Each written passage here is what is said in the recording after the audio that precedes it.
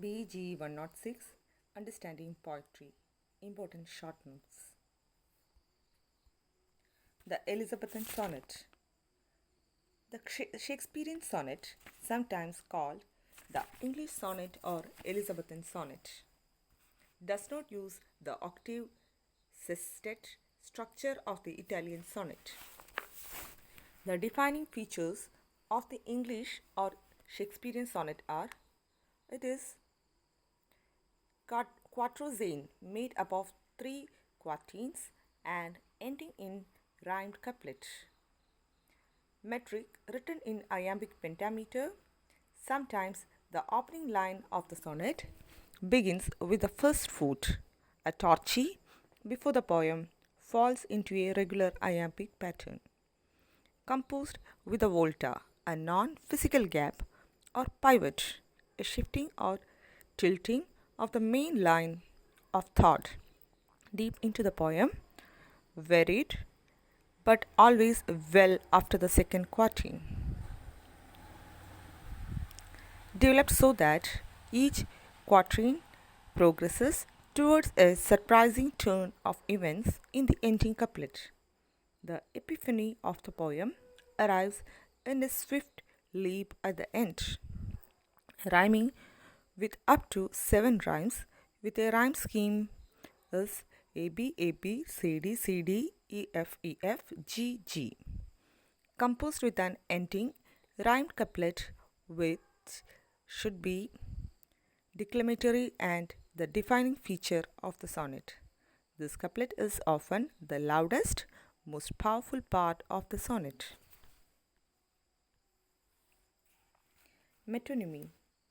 Metonymies are frequently used in literature and in everyday speech.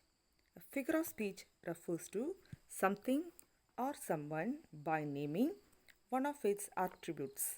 For example, we say expressions like "I'm going to do a head count." Counting heads is actually counting people. But we use the word heads instead to refer to people by naming an attribute rather than saying the word people. One famous example of metonymy is the saying, "The pen is mightier than the sword," which originally came from Edward Bulwer Lytton's play Richelieu. This sentence has 2 examples of metonymy. The pen stands in for the word, the written word. The sword stands in for military aggression and force. In short, metonymy helps us think about people and things in creative ways so that we recognize how they are sometimes so connected that we can substitute one thing for the other in a sentence. There are 3 types of metonymy. All instances of metonymy involve using a word or phrase to replace another word or phrase with something similar. Conventional metonymy is a type of metonymy that's often heard in everyday language. Antonomasia and synecdoche are a bit trickier because their definition can be reversed. So we will focus more on them later. As with other literary devices, one of the main purpose of using metonymy is to add flavor to the writing instead of just repeatedly saying the staff at the restaurant or naming all the elements of a dinner each time we want to refer to the meal. One word breaks up some of the awkwardness. Using a metonymy serves a double purpose. It breaks up all awkwardness of repeating the same phrase over and over, and it changes the wording to make the sentence more interesting. Onomatopoeia.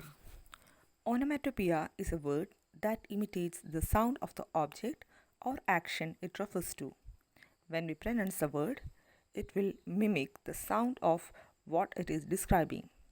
It is one of the many poetic devices that deal with the sound of poetry, and it is used by poet to engage the sense of sounds and create rich soundscapes, which is often difficult to convey the words. The word onomatopoeia comes from the combination of two Greek words, one meaning name and other meaning I make. So, onomatopoeia literally means the name or sound I make. That is to say, that the word means nothing more than the sound it makes. Bowing, for example, means nothing more than what it sounds like. It is only a sound effect. Many onomatopoeic words have come to mean other things related to the sounds they make.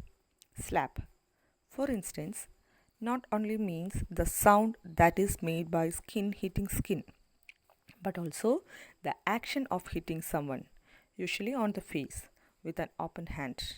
Rustle is the sound of papers brushing together, but it also indicates the action of someone moving papers around and causing them to brush together, thus making this noise.